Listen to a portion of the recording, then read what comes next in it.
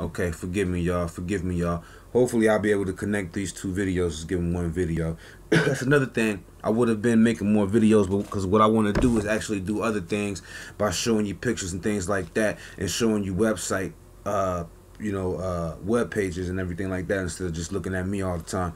But we'll work on that. But this, what happened was I was cleaning up today, and it had fell off of what I had it on. I had it on top of a portrait of a city landscape, and I decided to move it above my door because for the past, I don't know how long, couple of years, I've been connecting, the number 11, number one, but 1111 itself as the actual doorway, and the symbology pertaining to the Sephirah in the Kabbalah tree of life, known as Dot, or Daath, or Daat, or Daaht. Everybody, So, and this is not usually seen on the tree of life until you get into the the mystic Kabbalah and all that, whatever. But it's on there. It's the 11th Sephirah, okay. But it's not at the top. It's above the 5th Sephirah, Tiphareth, which is the beauty, which means beauty, and represents the soul, or Asar, or Heru, which the Christians brought together and created the Jesus image, and represents the soul, okay. And when you let me get a book, because just people think you be losing your mind and shit. Let me get a book. I got books everywhere. Okay, this book is the Dion Fortune is the author, and the book is called The Mystic Kabbalah. I heard Bobby Hemmings say something about this book, and I ordered the book, and I've been so amazed at the book that I actually was reading on Bina, which is the 3rd Sephirah. Okay, that it blew me away so much that I had to put the book down, and I've been studying on that realm of understanding, and of the feminine realm, and Isis, and which is Aset, and ancient Kemet, and the star Siri, and all this feminine energy and everything. It has led me just on some amazing spiritual information, even till this day, pertaining to electromagnetic forces. You know what I'm saying? But this, I could open the book here and find Doth for you, but I will just show you right here. This is the front page, or the cover, and as you see, this is Adam Kadmon, or the Cosmic Man, or Macrocosm. You see the head with the solar rays basically going off, okay, which for the people out there, they say, okay, that's the hair of Jesus and all this shit, but that's just how they do things. This is the cosmic deity. Ancient personification is the black deity of Asr. Even more ancient would be the Ptah, the Tad Neter, and it's just so much going on with this symbol right here. That's a beautiful symbol. Down here is this entity walking around in the realms, or on the earth, which is actually he's actually this being right here. This is all you. You know what I'm saying? This is all you brought and shrunk down to this dude right here walking around wondering what life is. But I think this is actually an ethereal image of primordial man. But anyway, Doth is right here. Right here. Basically the same area that I am speaking from, and my words are coming out right now, which is the throat chakra, which is the 3rd chakra down, or the 7, 6, 5, 4, 3, 3rd chakra up. Okay, we're dealing with the number 33. Okay, and we're also dealing with the symbol for Doth is the Star of David. Okay. And we have the as above, so below. Hermetic information. As above, so below. Okay. I'll just put this right here. Just do a little bit of, as above, so below. So We're dealing with the 33. We're dealing with that mirror reflection type thing going on. We're dealing with the spinal column, the 33 vertebrae. You have finally risen to that realm, the mouth of God. You know, all these symbologies going on right here, right? And you know, we want to compile that and bring that into actuality by experiencing it when you read about these things and contemplate on these things, and it helps awaken, it helps awaken the chakras. Okay, I don't want to get too deep on these things right here, you know what I'm saying? But I was trying to let you know that this is what, okay, right here. You can see right here that the dot symbol manifests in the soul symbol, and you see the Star of David right here. Okay? It's just a beautiful thing. Or the Star of Bethlehem, they would say. You know, the King David symbology, the King of Solomon, you know, Lord of the Rings and everything like that. That's what that's all about. You know what I'm saying? Whoever is the Lord of the Rings represents the one who is Lord of his inner self. He has manifested the willpower to sustain certain energies and bring them to higher aspects of himself, bring forth higher energies, and you become, you know, more of who you really are down here. You know what I'm saying? Which is not, you know, this horrible consumer. You know what I'm saying? You know, this dude is hungry all the time. They got to take a shit. They got to piss. They got to wake up and go to work. You know what I mean? The one that they call him Luke or whatever. The son, the father, the this and that, the that and this. All that stuff is this stuff down here that, you know, your choices and all these things. You've lived this life and this is where you at today. You know what I'm saying? And all trickles down through the manifestations of your inner self and things like that. And it's just so much. It's in all the mythologies and everything. You know what I'm saying? But yes, we need to study what Dot is. Dot is the portal. It sounds just like death as well, which is the portal to the other side. Everybody know that. You know what I'm saying? We need to contemplate on this, meditate on that, you know what I'm saying? And understand what it is. It means knowledge, number one. It's the teacher, you know what I'm saying? I resonate Dot with the N.W.A realm as well, the realm of the N.W.A in ancient Kemet. You see what I'm saying? I also represent it or use it as symbology for me. I have it on my altar. Okay, right here. I use it as symbology for me to represent not only the Merkaba, right, which is the ship, which is known as the ship, okay, or this field of resonance that you have that can get you to the realms, you know what I'm saying, the spiritual realms or whatever. It has six points to it, you know what I'm saying.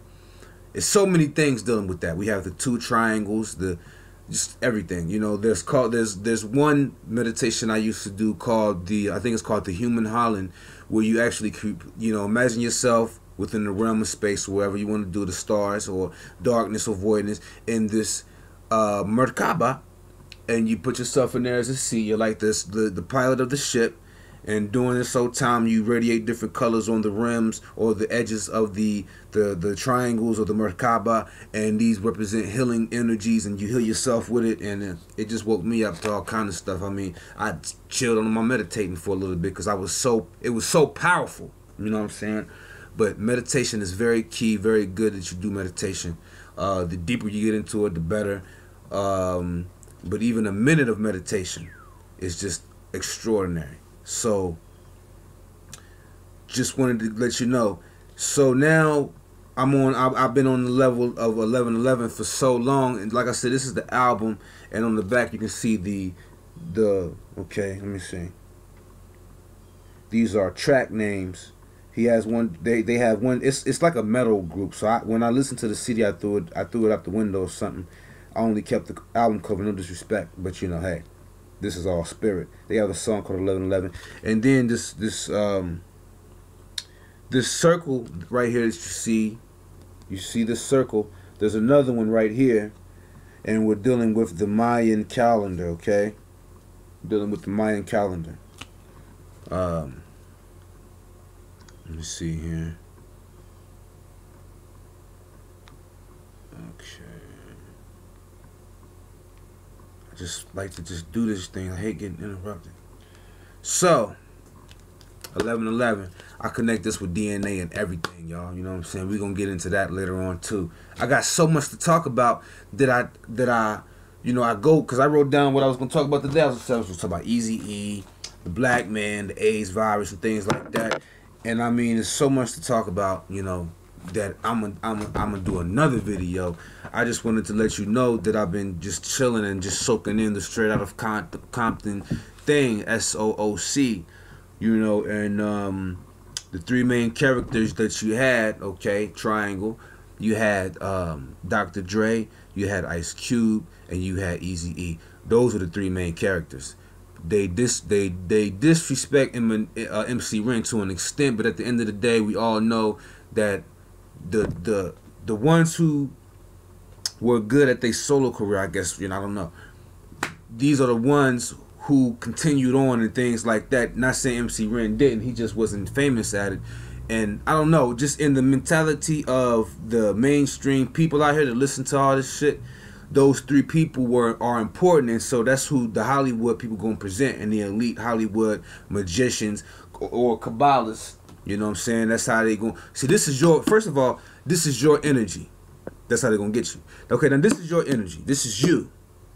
Don't never let somebody come to you, any religious people, any cultic people, anybody tell you that this is evil, this is hell, this is anti whatever, because they are clearly mistaken, and they basically they really don't need to be saying these things, because they really need to be doing their own research and studying first. If not, then they really, I don't even understand what okay, you want to diss what I'm studying, but you don't even want to ask questions and sit down and talk about things. Come with the books and with the sources and with the scholarship and the documentations and the experiences of people around the world and just everything, and you just want to degrade everything that I'm speaking on and just say that I'm just some diabolic person or whatever, because I'm on my lucid dreams and my ODB, my OBEs, you know what I'm saying? Rest in peace, ODB. My OBEs,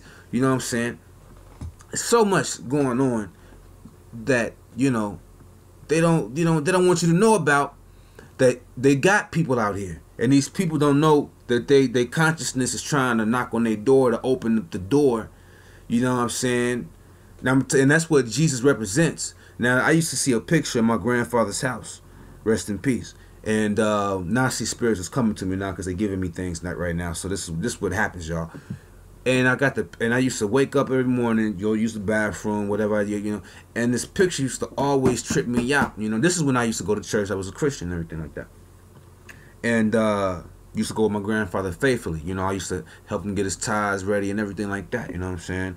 He died in 1999, January 19th. You know what I'm saying? So we dealing with very key numbers. Okay. Now there was a picture in the hallway that he had hung up. They had hung up for years. My family, I guess, my aunts and his children, his wife, rest in peace, my grandmother Marva. So this picture was the white personification of, or Caucasian personification of Jesus. The white thing is all dealing with light. That's what the white thing is. The white thing is dealing with light. The blonde hair is dealing with the solar rays. As you know, I pick up the book again. As you remember, we're dealing with the solar rays. We're dealing with Dragon Ball Z, what they call it, Super Saiyan, the Super Saiyan, and all this type of stuff. You know what I mean? Your highest potential and all this type of stuff. Potential was symbolized as the dung beetle in ancient Kemet.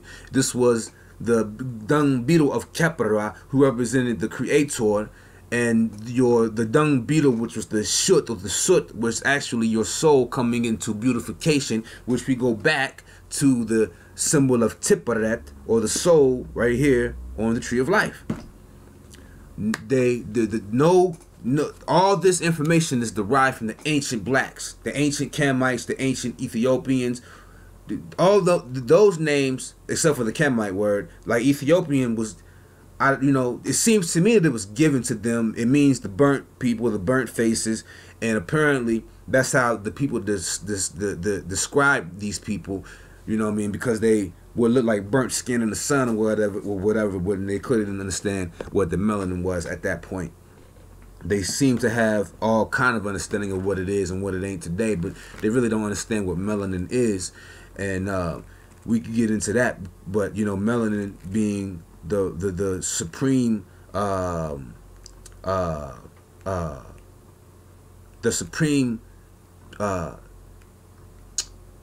intellect of reality, intelligence of reality. Intelligence of reality, symbolized by the deity Tahuti, Thutmoses. I'll let alone Tahuti or Thoth, right? Where the word Thoth come from, and one of his symbols was the Kaf ape or the dog-faced ape, represented as well as the back of your skull. And within this area back here where your brain, going into the brain, is the substantia nigra, which means black substance. And it's just so much, right? So much I can go into. I'm trying to stay on one thing, though. You see what I'm saying? And this was the straight out of Compton Eazy-E shit. Now, the Trinity. You already know who's going to be on the top, who's on the top of the Trinity. If you haven't guessed it yet, I'm going to tell you right now who it is. You guess it? You ain't guess it? Come on! I just was telling y'all about the number 33. About the mirror imaging, about the flippity flopping and shit. How they used the Kabbalah, which is your ancient magic, to go against you and to get into you, because that's where your real self is, or that's who your real self is on a macrocosmic level. Those planets and everything out there, they are parts of who you are and the parts of your spirit. It's called the sidereal body. It's your spirit body. And they want to know. They manipulate you into thinking that they know. Therefore, that's how they control you, through these spiritual bodies. You know what I'm saying? The 9 eyes of light, the 7 chakras, the 10 sephirah, which are really the 13. They all are aspects of who you are. You know what I mean? All of you don't even manifest on this reality, or else this whole reality will blow up. It would be like antimatter against the matter. You see what I'm saying? And you'd be like, what's the matter? But anyway, so much I can get into. Now, so Dr. Dre was shown as a tough guy, in the movie, right? He was shown as a tough guy, in my opinion, in the movie. So many times he was. I would say 3. He was, before I tell you who, y'all know who it is. Eazy-E at the top of the pinnacle. Eazy-E. You look at Eazy-E, you look at the EE, it's the 33. You see what I'm saying? The 33rd degree. Now, Dr. Dre walking around all tough. You know what I'm saying? And then they pull your heartstrings. A lot of people wasn't even aware, as far as the newcomers in the hip-hop scene and trying to listen to the old stuff, that Dr. Dre had a little brother that got killed, basically. You know what I'm saying? Neck broke, according to the movie. And, even then, what's strange to me is that Dr. Dre, instead of, changing his lyrics, which he didn't even write most of, his ways, right? Because in my opinion, I think he tried to, with that express yourself and thing, he tried to commingle with the Rakim and the KRS-Ones, and he tried to come in giving you the knowledge. But, it was almost like he couldn't, because if he would completely have left it, the gangster rap, he wouldn't have been Dr. Dre, we wouldn't have it. So gangster rap had to continue, through him. You know what I'm saying? But I would put him, Dr. Dre, basically on the second, position, Ice Cube on the third position. They both represent the foundation, but they both raised Eazy-E up. Eazy-E didn't even know how to rap. He didn't even rap. He wasn't even doing none of that. He was in the streets. He was in the underworld. He's the one that was in the underworld. You know what I'm saying? When we talking metaphysics and we talking spiritual understandings of how the Matrix roll and things like that, I'm in the lines of Reverend Phil Valentine and Dr. Double Blair. I read The Holographic Universe by Michael Talbot. Many things dealing with where we at right now. So you have to understand, this video is not for everybody.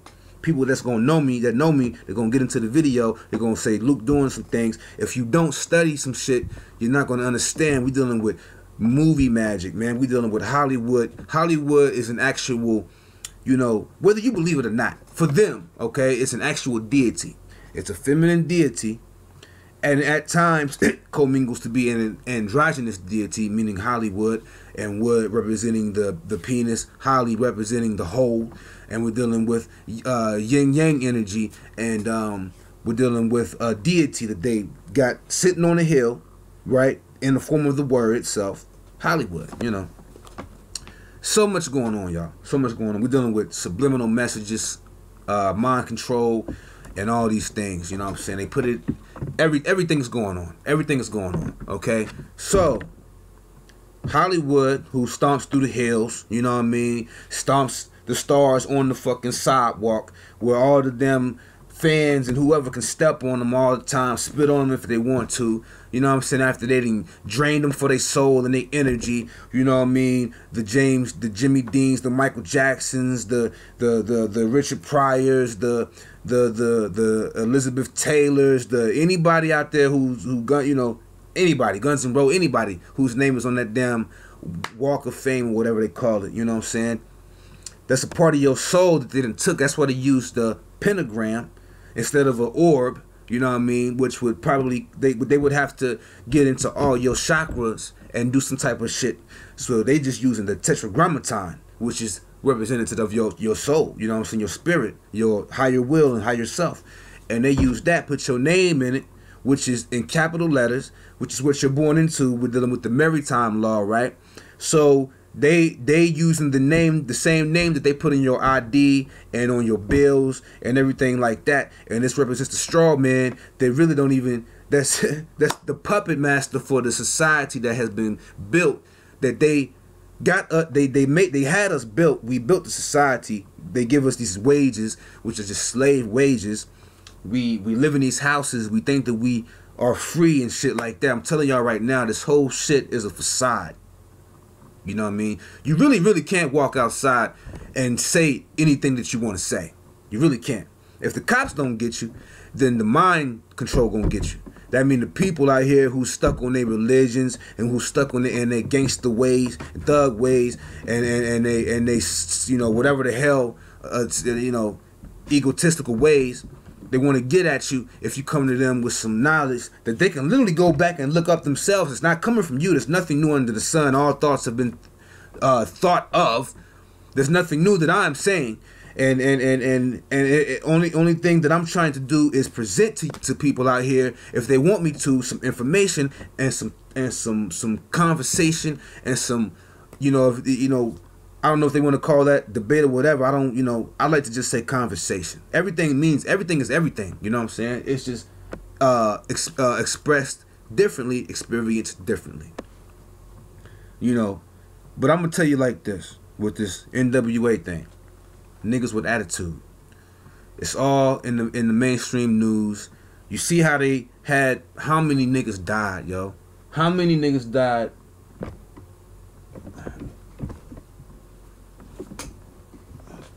How many niggas died in the nation, throughout the nation, from east to west, from St. Louis to Baltimore, right? I did a song Like He Hood. It's on SoundCloud. I did that for Michael Brown. Lo and behold, I have an auntie who came down here from Newark, New Jersey to stay with my mom. And she told me, and she'd be on her stuff, right? And she's a Harris. If anybody know who Michael Brown is and his peoples, it's pertaining to his mother. His mother's father is their first cousin, all right, which would make Michael Brown my third cousin, if I'm not mistaken, if not third, fourth. So she said that Michael Brown is my cousin. I said, well, that's amazing, because if you saying that, you know, out of all the victims that died from cop violence, including the 7-year-old on the playground who had a toy gun, and the cop didn't even give him 2 seconds to live, to explain anything. He just shot him dead on the playground. I don't really like talking about that shit, man. So, and he was 7 at that. Number 7 is very key. You know, she told me I was killing Michael Brown, so shit tripped me out. Cause I see, well, I did a song dedicated to Michael Brown. That's really strange. So, Dr. Dre looking all tough in the movie, punching niggas out. You know what I'm saying? Just crazy. Like, and then not even hardly getting hit, hardly getting, you know, not, you know what I'm saying? What is that? And we know about the real history about him beating up on the women. And then all of a sudden, the movie get released, make over $60 million, and now he's with his wife on the side. I apologize, which ain't nothing but some propaganda media bullshit. You know, the nigga already is a billion, one of the richest motherfucking niggas in history, dealing with the Apple shit. They showed you that in the movie. So what was all these deaths for, right? We know that they happen all the time, but the thing is, when we dealing with the rituals and things like that the media does on the television screen and the channels that they own, even the commercials that you see during the break, it's part of the whole scam, y'all. You know what I'm saying? MK Ultra and all this shit, you see? So, they are showing you all these killings from east to west. You know what I mean? I can't think of all the names. Rest in peace to them all. You know what I'm saying? From the beginning of Trayvon Martin. See, as I put the hood on, see, that's how spirit works. Y'all, you gotta look at this, man. You know what I'm saying? I'm not perfect, dude. I'm not a perfect dude at all. But I just give thanks to just being able to live every day, because I know that the inner workings of the deities and the Neteru within me manifested as the amino acids, the DNA, the proteins, and things like that. They, you know, when you talk to them and say, I know that you have your own consciousness, just say, you know, they help you out. And I know this sounds crazy, and this is on another level. Like I said, this video is not for everybody. Well, study your amino acids, study your DNA, study all that shit. I'm trying to stay on one thing because that pertains to what I'm talking about with the Eazy-E thing. Excuse me. So, now,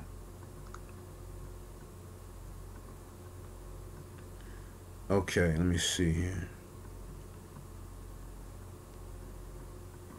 I'm sorry, y'all. People like to bug me when I get on my thing.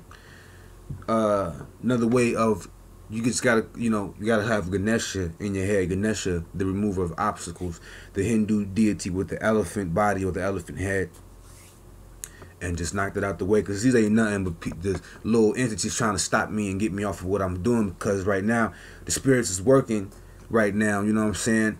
I need to, I don't know what happened. I must have dropped my incense, which I was gonna show you. These are Chinese incense, no, Japanese incense. This is gardenia incense, and quality incense. The name is called Morning Star.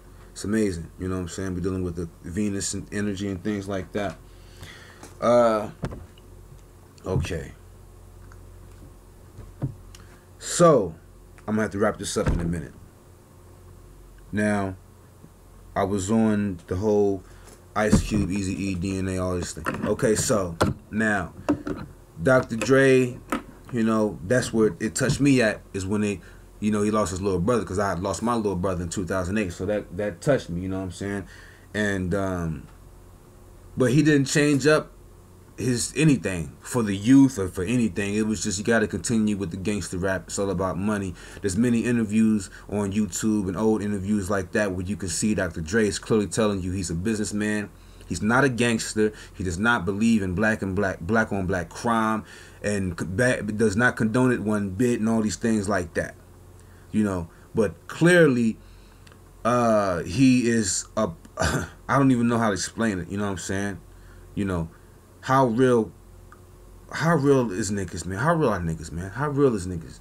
You know, I don't know. The money just does amazing things, which is, money itself is not even backed by anything anymore since JFK's assassination. You know what I'm saying?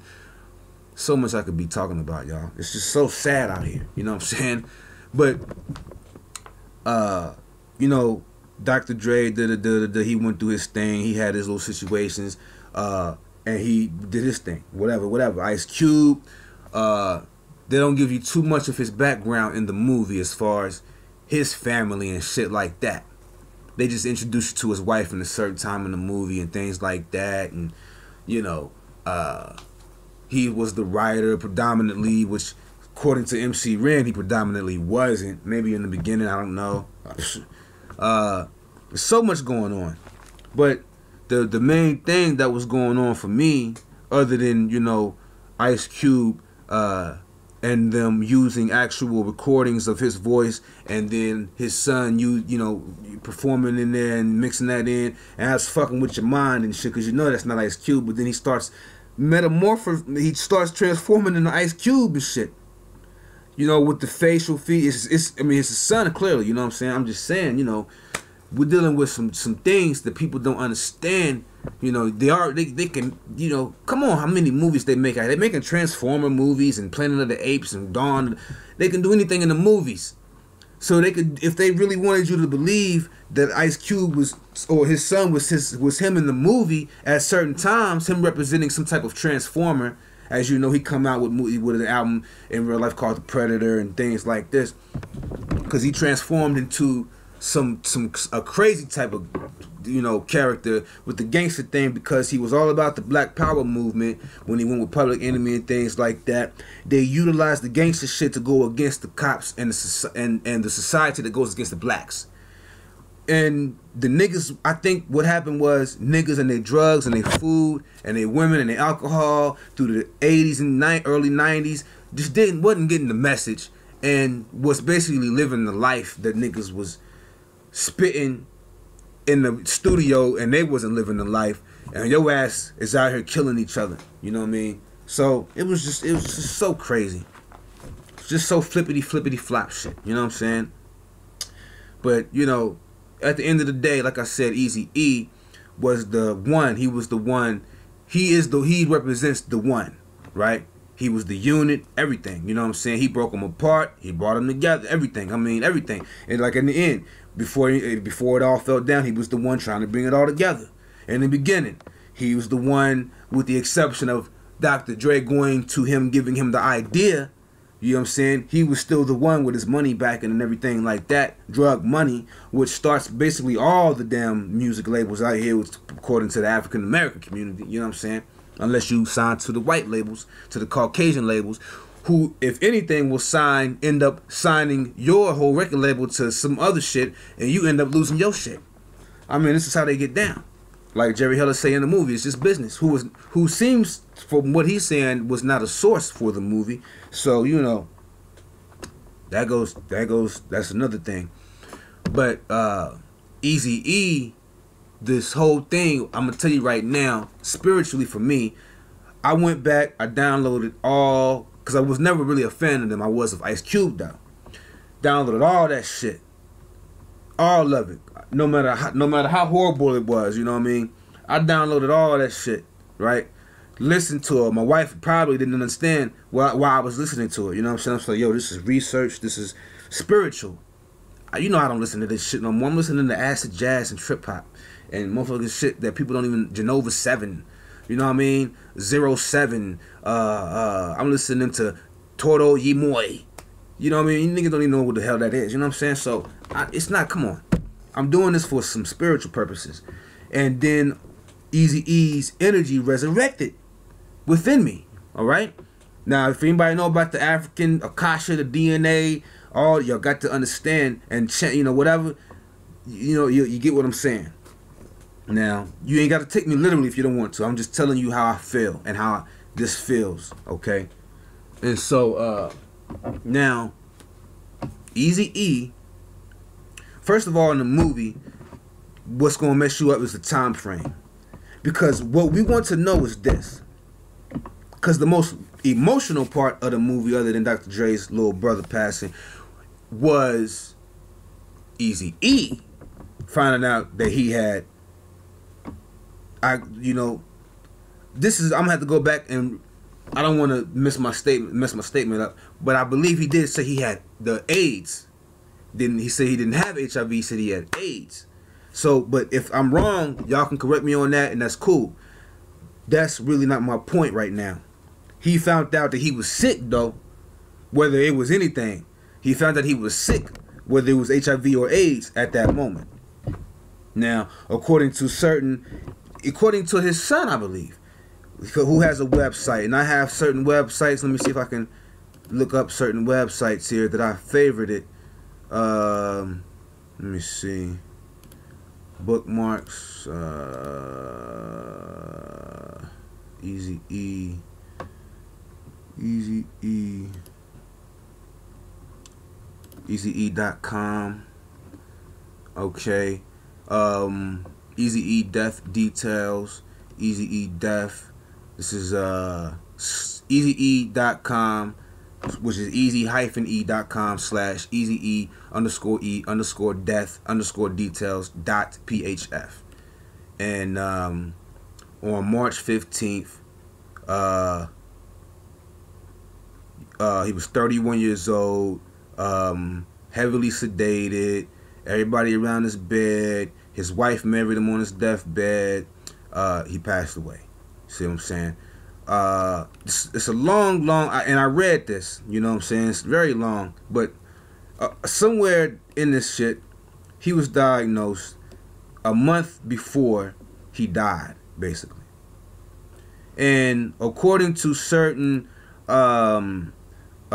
interviews that I seen on the YouTube and the internet, like one that Ice Cube even says, he's sitting in the car, he's talking to the dude, and he's talking about Eazy-E seeing him in New York, which is in the movie, okay? This is in the movie now. And Bone Thugs and Harmony is with him in New York. Now tie this in with the Crazy Bone, Lazy Bone interview that you can find. All you gotta do is say Crazy Bone, Eazy-E, talking about Eazy-E, whatever, talking about shit. You'll find this stuff if you let your soul talk to you, and you'll find these interviews. If not, you can go to my YouTube page and I think you can go to my history and see what I've watched, and you'll find it. But anyway, so Ice Cube was in the car, and he says that it was one night where the cabs wasn't picking up niggas or whatever in that time still, and Eazy-E started walking off in another direction, and he was like, Ice Cube was just dumbfounded why he did it, and then he says, you know, and that's when I think Eazy-E got sick, and that's what he said, sitting in the car, okay? Because according to Bone Thugs and Harmony, who say that those were the first leather jackets that they ever had, the Eazy-E bought them because it was cold in New York, you know what I'm saying? Especially Eazy-E being from the West. And he was so thankful for that. He said that that's when Eazy-E started coughing. That's what he's saying. Now, Crazy Bone is also saying that he don't believe that Eazy-E died from full-blown AIDS or whatever. And he is in the top 10 as one of the highest celebrities who've died from AIDS. And out of those 10, he died the quickest. You know what I'm saying? There's a website on the internet. You know what I mean? You can find that. I'm telling you, you can Google this shit, man. So I was just amazed by that as well. And I was dumbfounded. So when these things happen, and I'm listening to the music every day, I'm at work listening to Eazy-E mixtapes and shit like that, and I'm coming back and I'm doing research on what the hell was going on with this movie, and this AIDS shit just freaked me the hell out, and you know, it was just really weird. I started getting flashes in my head about, you know, AIDS, HIV, black, you know, I just started getting this shit, you know, along with the crack thing too, because I'm on that now, and how the Nicaraguan, if I'm not saying this right, whatever, war was basically funded by Ricky Ross and them, you know what I mean? And it just goes, it's so deep, you know what I mean? It's just so deep, because these niggas, when we dealing with the real Eazy-E's, niggas like Eazy-E in the hoods and shit, these niggas was, certain niggas like them was against it, and certain niggas was selling cocaine in in LA. LA was one of the first places, you know, in New York, to get Miami, the first, more than likely, I'm not sure about that, to get this shit. Probably LA. Especially with the crack, you know.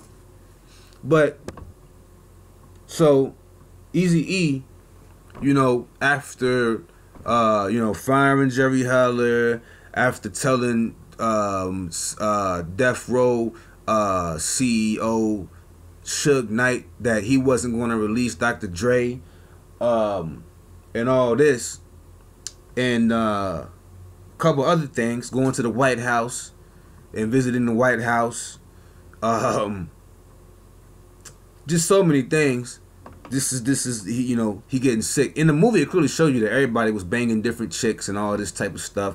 Don't never get it twisted that Eazy-E was the only one doing all this and banging, all this type of shit, and then he the only one out of all of them to get the AIDS when they could have been banging the same chicks.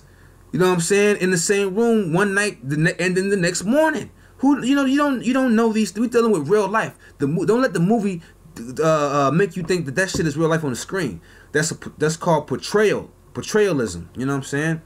And the isms are mind control, like robot thingies. Anything dealing with ism and shit. You know what I'm saying? So, like the song Spark Madism. Spark Madism. All we do is spark mad. Niggas related the marijuana to the ism. Niggas got, it's just so much thing. We're dealing with the mind, y'all. Alright? But, the Eazy-E shit messed me up. I felt like Eazy-E was coming into me telling me, yo, man, check it out. Shit. Spiritual shit. I started looking up AIDS and things and how what is it? Then I started figuring out what's his name? Dr. Gallo. And these other doctors who are the ones who basically were the first ones to find the virus, whatever, to find out that there really is no actual picture of the virus itself. You know what I'm saying? The AIDS. And then I thought about the phrase itself, AIDS, which actually before that they had it to where it was only related to gays people, and they called it was something else, but it was just a gay people related disease, and it became autoimmune deficiency syndrome. So the word just kept, and it was like almost Eazy-E was putting it in my head. You know what I'm saying? On the 33, you know what I mean? It's all up in here, and I'm studying, watching documentaries. Getting on my wife. I'm in it. I just get on my wife's nerves and shit. I'm in it. I'm on the crack epidemics and everything, but mainly this AIDS shit. Then I come across this AZT shit, and after reading that, I just said, what the fuck, This one girl I was watching, this one documentary. This girl was 4 years old and she had HIV. I'm gonna safely say HIV instead of saying AIDS, but she had HIV. And then she started taking the AZT, which the gays before this were protesting to release it and to give out more of it because they realized, they were saying they had a belief that it was a cure. But it was only the plot. That was only the plot. And that was the propaganda that they were showing you on the news back then. Excuse me. I was only 2 or 3. I don't know. And so the AZT was being taken by this girl. The parents started realizing that she was getting these horrible symptoms, which, lo and behold, are the symbolic symptoms of the AIDS virus. Okay? Or we'll say just AIDS. And after a while, they took her off the medication because she wouldn't eat. She was throwing up. She was looking very sick and everything. They said, you know what? If she's gonna die, then we just might as well. They just made a decision to take her off the AZT. Well, this woman is alive today. And I want to say she's 22 years old, and she looks perfectly healthy. There was also an article about Tommy Harrison, right? That's the fighter who fought in the Rocky movie and who was diagnosed with HIV, who couldn't fight anymore. Went back later, they couldn't find no HIV in him. Went back again, they couldn't find no HIV in him. Then all of a sudden, recently, I think it was last year, the year before that, maybe earlier, I'm sorry. You can look it up yourself. He dies, and his mother said he died after a long battle against AIDS. So what's really going on? You know what I'm saying? What's really going on? And this AZT, we can tie this into the medication situation, period. Because from my research and understanding, this AZT drug that you can Google and check this shit out, man, is responsible for the symptoms of the syndrome of the autoimmune deficiency situation that one gets who is diagnosed from a test that they say is not even truly a diagnostic test. You start taking the medication, you get the AIDS, and you're being assassinated by the fucking pill. AZT. Google this shit, y'all. So If this is so, then how in the hell do we know from one get go that first of all we know about the whole it came from the monkey shit, and then we know about well it's something that comes in with the homosexual situation. We know the folly of consciousness in that. We should not even have paid attention to that shit. This shit was clearly made in the laboratory in the form of a pill called AZT. And all I'm telling people is to check this stuff out and to Google this stuff. Because if it come in a pill, it could come in a liquid form. And there's an interview by Jimmy Fallon and Suge Knight. I don't know what year it is, but you can YouTube this. And Jimmy Fallon is wearing a bulletproof vest, and Suge Knight say, why you doing that? And he was like, well, you're Suge Knight, and everybody laughing and shit, And the applause man could be holding up the fucking sign, laugh. Who knows? This television is just so fucked up. NFL, NBA, everything. It's all gimmicks. It's all mafia. It's all crazy shit. And he says, back in the day, yeah, we assassinate niggas, we drive by, we shoot them. But that's those days is over now.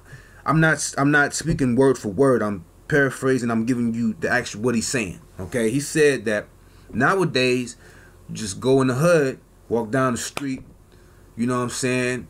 Find you some homeless dude or whatever, get you a syringe. We can find find somebody with the AIDS virus or the AIDS, and just draw the blood from them, go around and just poke the motherfuckers with the AIDS virus. You see? You don't believe me? YouTube the interview. Jimmy Fallon, Suge Knight. Now about 3 years after Ice Cube, I want to say 2.5 years after Ice Cube released the album Lethal Injection, this, Eazy-E passes away. March 1995, and you have to understand that we're dealing with a assassination of many of the people who were going to start their own shit on the and they had to keep it underground because them niggas knew about this shit. You know what I'm saying? Unless they hadn't been bought into the elite record labels or companies, then they knew about it. They knew they had to keep shit to a minimum.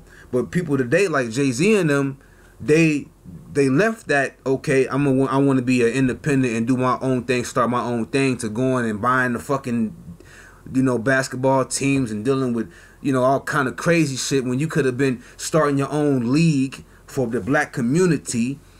I mean, they don't need to get into that. But because y'all know the truth. But, Tupac, Biggie, Jam Master Jay, all these people were dying around this whole time. You know what I'm saying? And I believe that Jam Master Jay situation is just like the situation with Joey Badass, because them niggas ain't trying to sign no deal with no major label, and ain't no major radio station, major labels really trying to play them until they do, and they know that them niggas is the next. They call the pro era and shit, as far as niggas, liking, they the next, truth in the hip hop scene. They gonna shut them down until they sign to a major label. They can keep their name, whatever they want to do, but if you ain't signing Interscope, to Sony, whatever, even as an independent artist, you have to release to get your stuff into the stores. They are released under these little labels and shit, TuneCore and all this type of stuff, and they all have ties into the labels. I'm an artist myself. I know this shit. I have ASCAP. You know what I'm saying? They all have ties into the labels. So there's no escaping, really. You know what I mean? They're going to get their hands into something. They're going to try to find a way to master your shit in a different way, to put their undertones in it. You know what I mean? To keep your chakras sealed. Okay? So much going on. So what I'm just saying, I'm going to wrap it up, is that Eazy-E, AZT, it all came to me, you know what I'm saying? It all came to me, you know what I'm saying? And I had something said look up the videos, and I started watching N.W.A. videos and shit. And there was one video, and I'm thinking this Express Yourself, Dr. Dre, who did not write all of them lyrics, okay? He, at the end of the damn video, go back, y'all, watch the video. The real video, it was, watch it. All the way to the end, or fast forward to the end. He walks, this is him, it's N.W.A. There's no separation other than Ice Cube. This is N.W.A. What do you see him doing? He walks into a room with an electric chair. He gets into the electric chair, boom.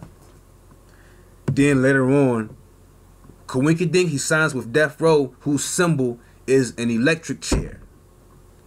Now, this is what I'm trying to understand. Did Dr. Dre give him the symbol of the electric chair? Death Row, did they get that symbol from that Express Yourself video? Which literally means if you express yourself, then you get the death sentence. They either kill you, especially if you're like a huge celebrity, sacrifice you and shit, or if you're on a low level, like certain people, they try to keep you from getting into certain things.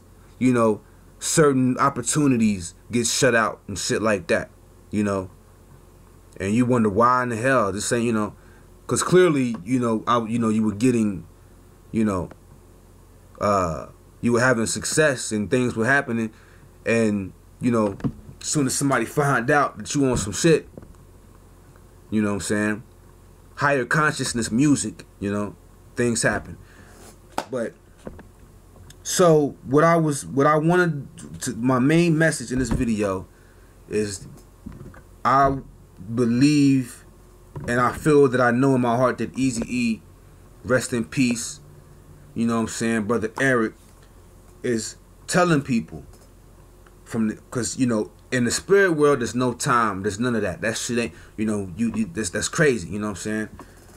You just gotta read a lot of books on spirit. I can come back and do a video on that too. You can give you certain books that'll open you up to some spiritual things, how this actually is real, and giving me the information that I needed to understand about this AIDS thing. And it seems to be that it is just another mechanism to not only for the white supremacists and Parenthood and all these other groups to commit the genocide effect of the black community, the black people of America, and really all over the world, especially Africa, which they have done over and over and over and over again, like twice, like 10 times over and shit. Africa is so huge. And that the biggest genocide in existence, is the genocide of the black genetics, the what they call black, okay, the African genetics, what they call African, the Afurakite, is what Lily Africa said. Dr. Lily Africa calls, it's so much, which to me represents the house of the spirit, or the house of soul, or the house of beingness itself. And the temple is what it is, like Michael Jackson saying Jam, you can't hurt me in my temple. I have found peace within my life. Go with it, Jam. And I say again, Jam Master Jay.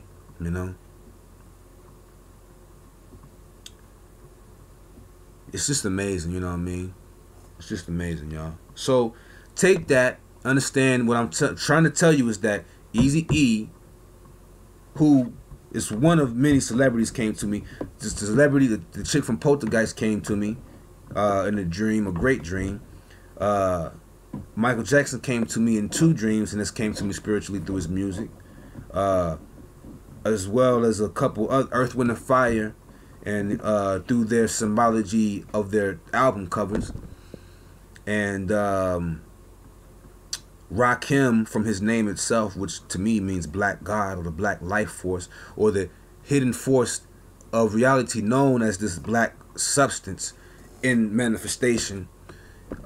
Clearly Rakim knows some things, and I respect him to the utmost as one of the illest if not the illest hip hop MC, with the respects of KRS-One and things like that. LL Cool J and them, you know, who I shouldn't even said his name anymore. Disappointing. Anyway, people like that, you know, that I get a lot of information from deceased musicians, tapping into their music and listening to their emotions in their voice and everything like that. It's almost like a meditation, and then when you come out of it, they've talked to your DNA or something, and you can extract information from your reality that pertains to them or something. It's in some form of fashion. It's all spiritual knowledge, spiritual language. Say, okay, I did the whole Tupac thing. When Tupac came to me, I went back through all his music, studied and everything. Hail Mary, you know, from Hell, all the way from, you know, Humpty Dance, well, you know the group Digital Underground, all the way to Hail Mary and shit, you know. So I was on, you know, and then went to Pittsburgh, and our rental got stolen by 4 niggas, and all of my shit was in it, you know, including the Tupac CD that because I was in that phase during that time, because I started understanding what Tupac did. He went into the spiritual life force of the deceased gangsters, and when I mean gangsters, I'm talking about people who died that were part of gangs, niggas, Bloods and Crips and things like that, who were living that lifestyle. And Tupac tapped into that energy and became these dudes, these deities in his music. That's why you get a whole bunch of double voicing, whole bunch of Hennessy drinking and things like that. The dude was on his thing. You know what I'm saying? I need to stop this video. It's about to be an hour, and very powerful. Let me know that I can actually come and do a video for a long time. But I'm gonna shut it down right now. Let y'all know that my main message was to give you. I'm gonna come next video and tell you about some dreams real quick. But then after that, I'm gonna just start coming with some certain subjects and, you know, focusing on chakras and, you know, just energy, ancient Kemet in India and Indus Kush and shit like that. And peace. I gotta go. Remember, Google AZT, y'all.